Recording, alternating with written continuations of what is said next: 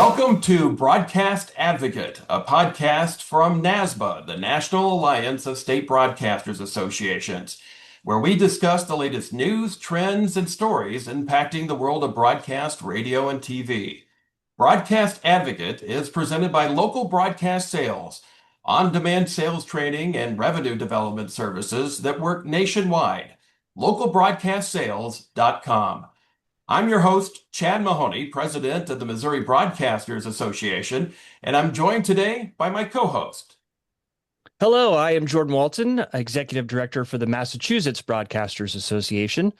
Let's get started. While state broadcasters associations work in many areas to protect and promote radio and television broadcasting, one area of focus these days is bringing along the future broadcasters and encouraging them to pursue broadcast careers in radio or television. Sports broadcasting is one branch of broadcasting attracting students today. From the radio side, we have the radio voice of my Boston Red Sox on the WEEI Red Sox radio network, Will Flemming. Hi, Jordan. Great to be with you guys. Thanks so much, Will. Representing our television brethren, longtime sports director for St. Louis's NBC affiliate, KSDK, Frank Cusumano. Frank, welcome. Good to be with you. Thank you.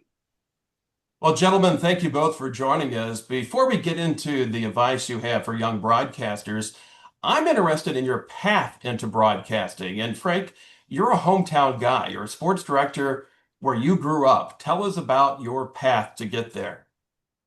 Well, some people want to be doctors and other people want to be lawyers. All I've ever wanted to do is talk about sports on television and radio in St. Louis. And I was one of those kids who memorized every quarterback in the NFL at age 6 and was doing mock Brent Musburger sports time impersonations when I was 13. And then, doing high school basketball games at 18 and interning at Channel 5 and KMOX when I was in college and I was playing basketball. And this is, I'm not really qualified to do anything else. And I'm really not that good at this. But there's not a day that I don't wake up excited to go to work. I wake up and go to the radio station and tape a sports show at 9, a regular show at 10, and then go into television from about 12:30 to 11 o'clock every night. And, I love every second. Well, you're pretty darn good at it, Frank, not just in sports, but also you're very versatile. Right now, we see you en route to another assignment, and you're heading to interview a U.S. senator. So, maybe explain to people listening and watching today how versatile the job is today. Well, our idea for our Sunday night show, Sports Plus, is to try to get the biggest names we possibly can. And we deliver people like Bob Costas and Joe Buck and John Hamm, famous people from St. Louis. And Senator Eric Schmidt, who we are going to do a Zoom interview with, is a guy that's heavily involved in sports. And he's really trying to push for SLU to get into the Big East. He's a part of this college reform package that Congress is involved with. So if we can get a person that's mainstream on our Sunday night show, I think we'll get more looks, and that's our object. Very good. Well, I'm interested in your take on this. Take us through your early career, through where you are today. Chad, I took sort of a different path. I was not like Frank saying, you are looking live at 12 years old. But we were a sports family through and through. It kind of was our connective tissue as a family. It brought us together at the dinner table. It's just what we talked about. And ironically, we did grow up St. Louis Cardinals fans. And I'll never forget the days with my grandfather and my dad in the basement watching Ozzie Smith do backflips on the turf in playoff games. But I did not grow up thinking or wanting to be a sports broadcaster. I loved the games. I played the games and we watched a lot of it. I actually, when I graduated Stanford in 2001, I got the bug for Silicon Valley. So I spent 10 years chasing that tech dream. And then in 2009, I kind of woke up one morning. My brother, who is the broadcaster of the San Francisco Giants and ESPN, he does so much great work on television. I had seen that it was possible. I could see that you could build a life around sports broadcasting. and I just decided it was time to take my shot, and that I would not forgive myself unless I had just decided to give it a go. So in 2009, I was living in San Francisco at the time, and I packed everything that I owned into one U-Haul and moved to Lancaster, California to do 3 innings of every home game for $500 a month. And I started there, then went to Potomac, Virginia, the Woodbridge, Virginia, the Nationals A-ball affiliate, then Indianapolis, then Pawtucket, and then in 2019, I did get hired by the Red Sox to have the job that I have now. So mine was a little bit more arduous, a little bit more circuitous, if you would. And I'm sure we'll get into this for advice for young broadcasters. Um, I actually would not change anything about it. I was ready to do it when I did, and all of the stops along the way kind of made me the broadcaster that I am today. And I think also gave me a perspective and appreciation for how great it is to arrive and to make it, and to be at the highest level of sports broadcasting. So mine was a different path, but one that I would not change at all. So, well, you talk about the path of a play-by-play announcer, and that may look a little different than a sports reporter or a sports anchor. In our neck of the woods, we have the Cape Cod Baseball League, which is very good about affording opportunities to young broadcasters. Where do you feel that aspiring announcers can dip their toe in the play-by-play waters? Well, the Cape is a great example of this, and it has been for years. And I meet all these kids every summer now. They come in our booth, and it has been a great launching pad. Chip Carey's both his sons were on the Cape, and now they're both in the big leagues. And I think, my main message to play-by-play aspiring young people is you have to do it. The Malcolm Gladwell 10,000 hours rule is just a real thing. And I think to be able to do play-by-play well, the only way to get great at it is to do it, period. And I think that this generation now has more opportunities than ever before because of all the technologies that exist, all the YouTube opportunities, and frankly, they're just more games on air on ESPN Plus and all these different platforms. You can just do games in a way that I couldn't. I mean, literally, we had one radio station at Stanford. That was it. Like, if you didn't do the basketball team or the baseball team, those were your reps. Those were your opportunities. And so was minor league baseball. I think nowadays there are just so many more avenues for young people to get involved and frankly to create their own identity and personality and brand.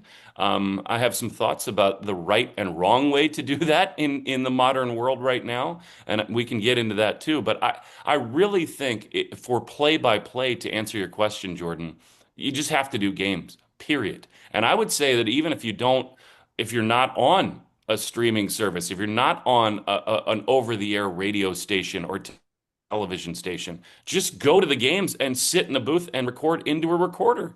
Get reps, send that out to people. I just think the more you do it, the better you get. And, I was lucky because my brother is in this business. And I think the best piece of advice that he ever gave me was, for now, at the beginning, when you start, focus on the rules of the game. Focus on the mechanics of the sport. Like, you have to just not at the beginning worry about too much of your own self and personality. That will come in time. And by the way, we could talk for years about, in order to be somebody who gets established in this business, I'm sure Frank would agree, you have to be you. Like, you can't try to be the next Joe Buck. You can't try to be the next anyone else. You have to be you. But at the beginning, I really think it's so important to just learn the game that you're doing. Talk to the people who've played the game. Talk to the managers, the coaches, the former players. Get the rules down. Get the mechanics of doing a broadcast down. I think that stuff is so important early on when you get your start, more than trying to be a TikTok or a YouTube sensation early on. In the long run, I think if you just nail the fundamentals when you start and then let your own personality blossom, that would be sort of a North Star philosophy for me. Well, Frank Will is talking about getting those reps, and I'm thinking on the TV side, the work that you do. every student has a video camera in their pocket, one of these, right? And I would think students have the opportunity, if the school itself doesn't have some kind of video program, to pull out that phone and start getting those reps at an early age. I just wonder about your take on that. Yeah, I think, it's a great point about the reps. And I think like the internships are really key. I went to the University of Missouri in St. Louis. That's because I played basketball there. So I didn't go to University of Missouri Columbia. So it's not a renowned journalism school. But what I did was had the internships at Channel 5 and at KMOX Radio. And I just made sure that I was going to be the best intern. And we've had a lot of interns in my 34 years at Channel 5. And I always tell them, by the end of this internship, I better know your name. And you have better have made an impression on me. And when I ask you to do something, I want you to blow me away with an unbelievable, a feature story or a great idea or logging of a game or writing of a script.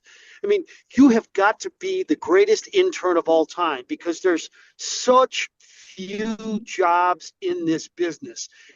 It's an opening. There's going to be about 50 tapes, and those tapes are going to be looked at by one person for about 20 seconds. And if you're not any good, you're not going to get that job. So, yeah, I think the internships, making the impression, and getting reps at your college, really, really important at a young age. And Chad, if I could just add, like I agree 100% with what Frank just said. And I think that this generation needs to hear this message that is so important. Be a human being. And it's getting harder and harder for these people to understand how important it is to make human connections with people, right? Like if you're a good person and go out of your way to connect on a normal level, shake hands, look people in the eye, I think that can be a real separator for a generation that is so much, as Frank said, just staring at their phones all the time. Like as in any other business, if you want to get somewhere, try your hardest to focus on that human side of things. One. After this short message, we'll discuss how modern technology gives today's young broadcasters a leg up.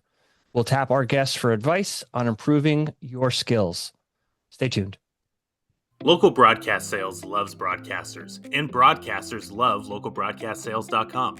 The web-based LBS new seller program is transforming first-year sellers into confident, connected, and clear communicators. It's powerful onboarding, built for real-world selling, and free thanks to your forward-thinking State Broadcasters Association. If you're ready to build your new seller's confidence, clarity, and connection, let's grow together. The LBS New Seller Program is building the next generation of broadcast sellers. Welcome back. Gentlemen, the world around us has changed when it comes to the technology behind broadcasting. Will, you started on this a little bit.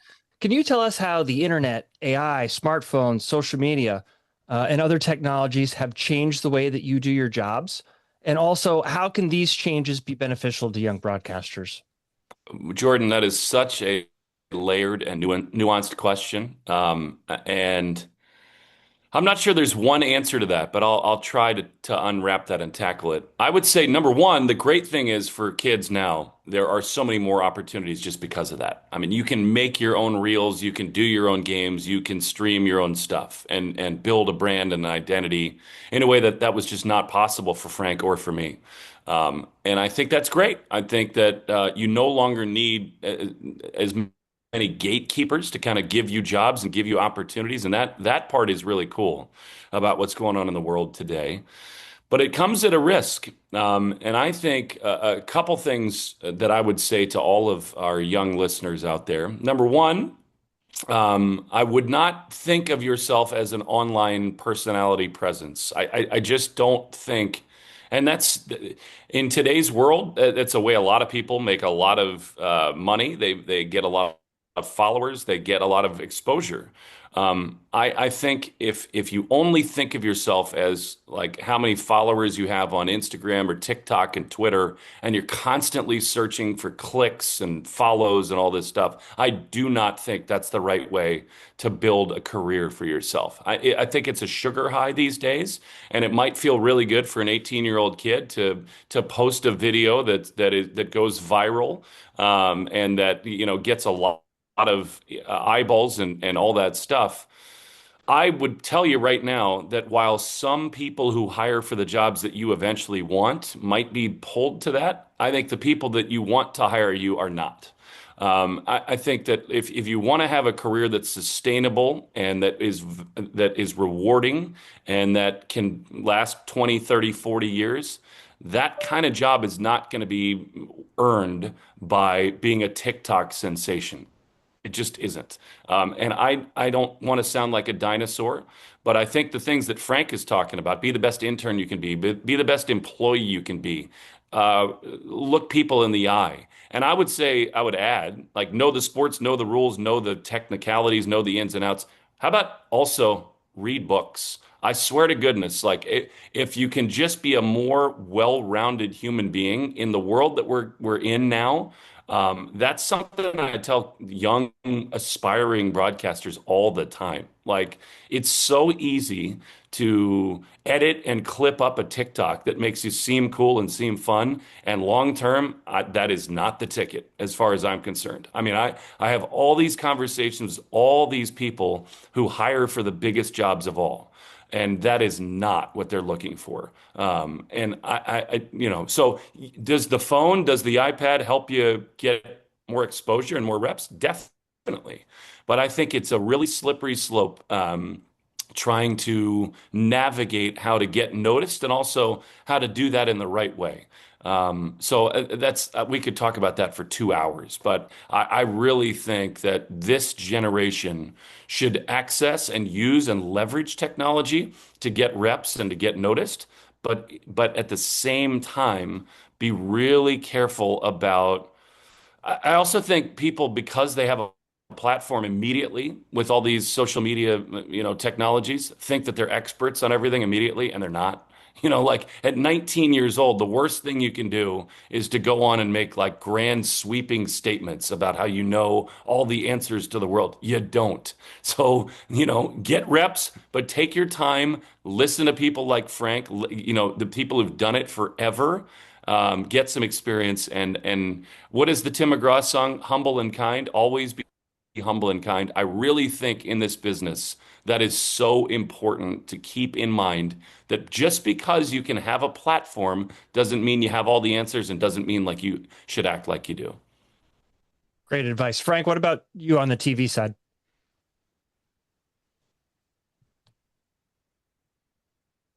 Frank, you're out again. I think if I go back to the book Moneyball, I think it's about balance, in that, like in Moneyball, it was about analytics, and it was like throwing away the scout that's actually in his Taurus and driving to Oshkosh, Wisconsin to look at a pitcher who throws 93 in person. I think we need balance as we translate that to television, in that, hey, it's great that you are really up to date on all the OPSs and what a slider looks like on a Tuesday as opposed to on a Saturday for a particular pitcher. But I think you need balance in terms of do all that, get every statistic you possibly can, but make sure you are showing up and talking with real people at the ballpark. Get a press pass. A lot of people can do that now, and make sure you're developing relationships with either PR people, third base coaches, assistant pitching coaches, because that's where you really get the insight to the game.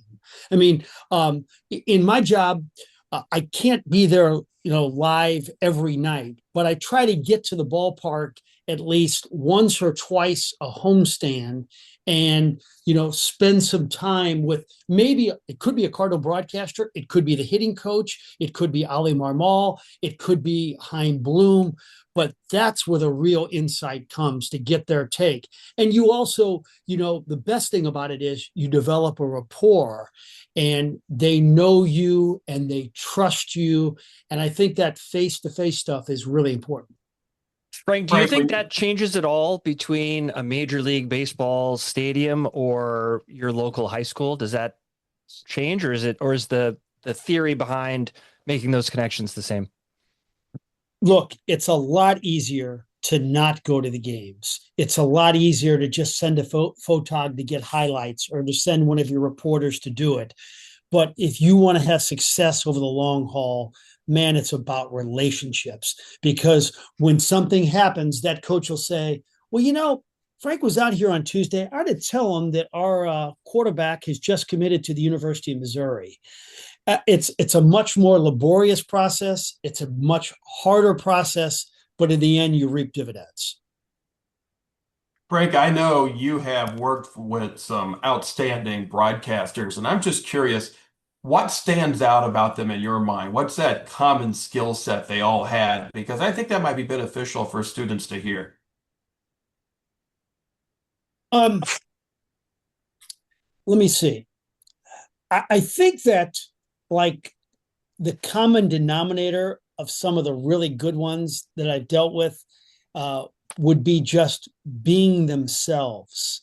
There's a famous story about Jack Buck going up into the St. Louis Blues hockey radio broadcast. And Kelly Chase, the Blues analyst, was beginning his career. And he had probably about 12 pages of notes in front of him for one of the early broadcasts of his career. Jack Buck picked up the 12 pages of notes and just threw it out into the stadium, where they were like on the fifth deck, and you could see all these notes just falling down and falling down. And Jack Buck says to Kelly Chase, the game of hockey. It's in your head. It's not in your notes. See it and talk about it. And I think there's an element of truth in that. Now, I'm a guy that overly prepares, but I think in the end, you got to be yourself and have the homework already done inside your head, and just let it all hang out. I think that's a really good piece of advice that I've always remembered. Chad, I agree with that 100%. And I work with all kinds of different partners, former players. And I agree with that 100%. Watch the game. The thing in front of you unfolding is what matters to people. And I do think that nowadays everybody is so over-prepared. They got one note with 9 million things about every hitter. Like, just take a Major League Baseball game as an example. Like, Jack Buck, to me, is a great, great example that Frank brings up. Every once in a while, you should just say, here's the 2-1 pitch. Instead of, he grew up in Moberly, Missouri, and his dad was he carried the ice on the train company. And every once in a while, the listener just wants to relax and breathe. You have to think about that side of it, right? Like, people are going away from their jobs that are hard and stressful. They use sports as an escape. Joe Castiglione, who got in the Hall of Fame 2 years ago, my great friend and a longtime legend with the Red Sox, said to me, people have enough numbers at their own jobs.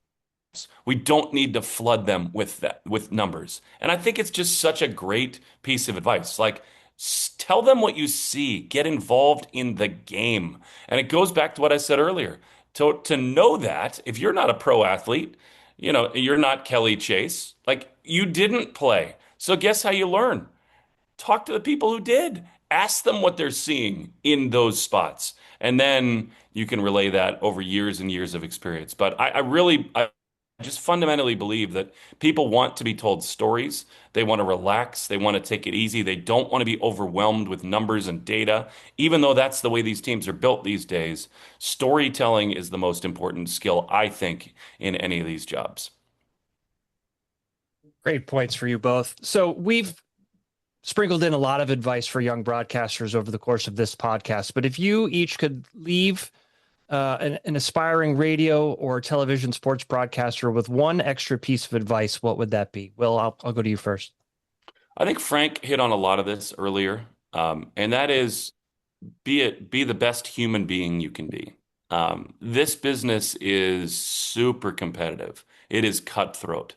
There are 8 million people who are going to apply for every job you want. I can tell you through my lived experience that the most important thing I've ever done is be good to other people. That does matter. And it doesn't mean you're going to get every job, but I really believe that it puts you in a different class. Like the work, this is such a small world we live in and operate in, this sports broadcasting thing. Like there are on the TV side at NBC, at ESPN, at ABC, all these places, there are 4 people who make the decisions, right? And in Major League Baseball, every team has one person who decides who's going to do the radio and the TV. And guess what? They talk. And sure, they're looking for the most talented people, the best on-air people they are. But if you can do your best to be kind and sincere and go out of your way to talk to the people who do this job in other markets, I really, really believe that is essential to everything. So, I got kids who are 7 and 4. This is top of mind for me. I'm thinking about this every day, how to make them the best people they can be in this insane world that is driven by, TikTok and Facebook and all these platforms, online gaming. Like the more you can dial it back, read real books, be an analog human as much as you can. I just think that stuff, as hard as it is to do in today's world, again, at the risk of sounding like a dinosaur, I fundamentally believe human skills, taking time to be with people and talk to them and learn what makes them tick and listen instead of talk. I think that just kind of on a fundamental level, those are the things that I think can take you the farthest. Being a good human is probably good advice in any aspect of life. That's Frank, how about true. you? Well, I was an intern at KMOX when Bob Costas was there. He actually broadcasted my state championship game, and we've become pretty good friends over the years. And he's always been really gracious about appearing on our shows. And sometimes I'll ask him for advice about things, or I did earlier in my career. And I thought to myself, it's probably not a good idea to ask Bob Costas because he's in that 1 percentile of talent. Yeah. Like if he were a basketball player, he would be Michael Jordan. If he were a baseball player, he'd be Babe Ruth. The rest of us, the other 99%, have to do it a different way. And this is going to sound trite, but it's like, don't take no for an answer. I mean, I could fill this whole wall behind me with rejection letters from TV stations in St. Louis when I was trying to get a job here, when I was working in Lexington, Kentucky. And I didn't take no for an answer. And I kept working and asking people to look at my tape.